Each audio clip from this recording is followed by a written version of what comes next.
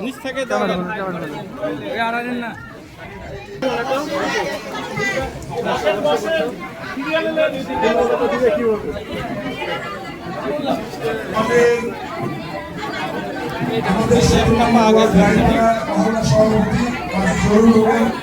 স্ত্রী আজকে সকালে ইন্তেকাল হয়েছে, তার জানাজার নামাজের সময় হয়ে গেছে, যার কারণে আমরা ওই সব জানাজায় যাচ্ছে।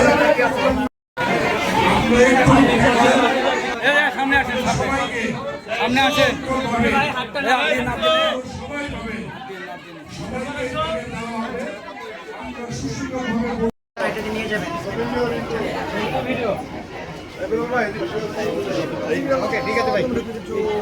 আম্মার জন্য এটা উনি তো সিঁড়িতে উঠতে পারছেন, তার পক্ষে তার সন্তান কেমন নিচে বসবে এই তোমার আমাকে বসা।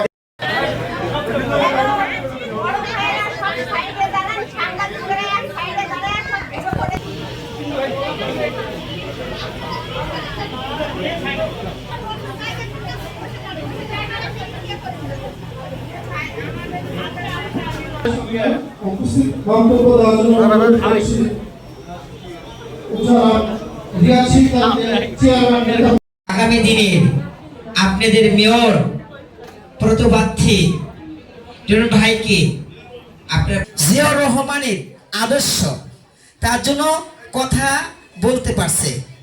আপনি ইতিপূর্বে আমরা বিষয়গুলোতে বগুড়ার যারা পিপি সন্তান সকলে আমরা কাজ করেছি এই প্রতিষ্ঠানকে নিয়ে।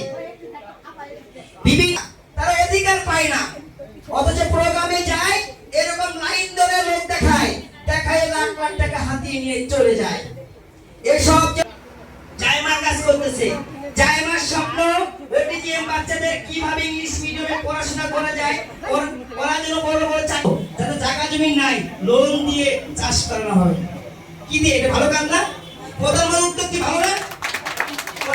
বগুড়ার সন্তান দীর্ঘ 17 বছর পরে আজকে কথা বলার সুযোগ পেয়েছি, আমরা কিন্তু কথা বলার সুযোগ পাইনি। আমার কথা একটাই, কাজ প্রয়োজন হয় আলামিনকে বলবেন, আমি করে দিব।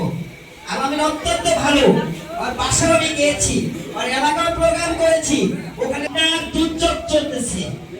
এখনো আমরা কিন্তু স্বয়ং সম্পন্ন না। বিএনপি ভাইয়ের আমার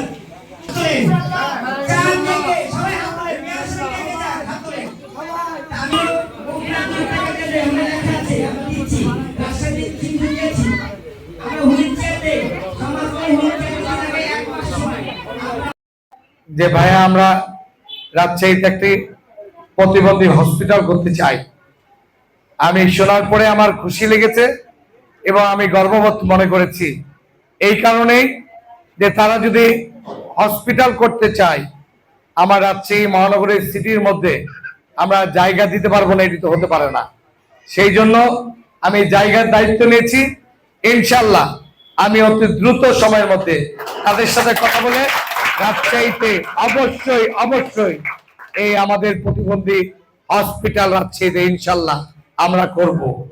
পাশাপাশি এই ফাউন্ডেশনের সাথে যারা যুক্ত রয়েছে সবাই অত্যন্ত অনেস্টলি কাজ করে।